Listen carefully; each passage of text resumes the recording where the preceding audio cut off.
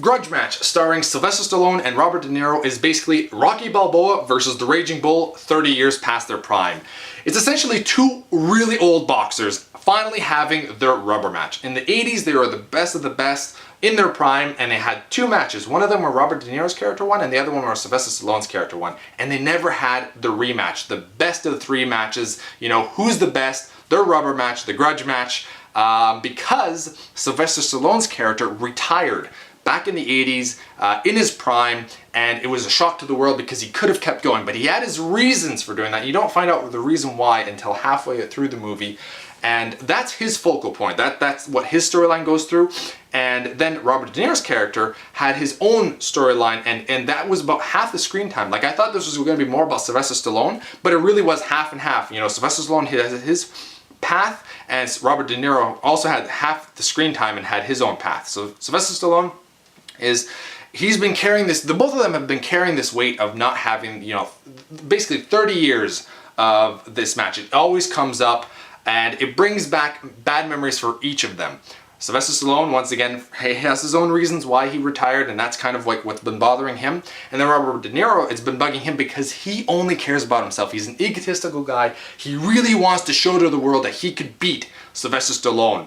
And then he meets up with a son that he has never met, and he's like 30 years old. So it's you know, will Robert De Niro be able to put somebody ahead of himself finally? That's kind of his storyline. And then both of these storylines meet in the middle, and they're finally going to have their Grudge match.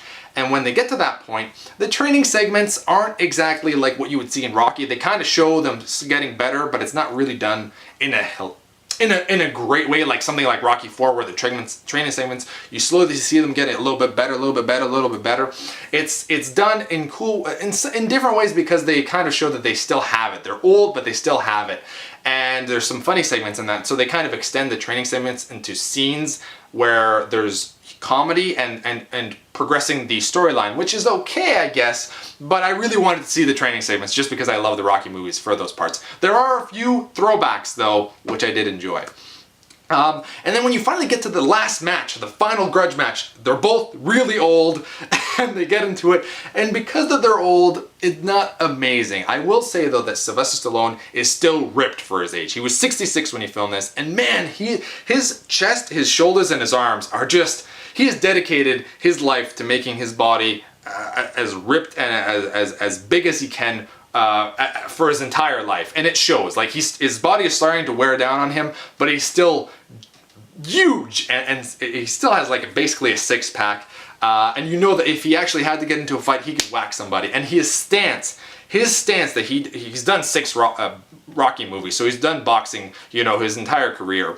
So he has that stance down pat, and he still looks like he could still have a decent match, even at the age of 66. Robert De Niro wasn't bad. He was a lot off form, though, and he's a lot smaller than Stallone as well. Like, he doesn't have as much muscle, and he has like a little bit of a beer gut. And he's sagging a little bit more than Sylvester Stallone, but he didn't look that bad. Like, he was 70, but it's what you would expect a 70-year-old to be at. And it's not really the match that's the take-home thing. Like, it's not going to be an epic who hits who and stuff. They didn't do that bad, but the crowd wasn't really into it. It was canned laughter, and it was really, really low, so it didn't feel like a big Rocky boxing match, even though it was supposed to be like a packed arena. It's more so about what they decide to do during this match. That's the point of the movie.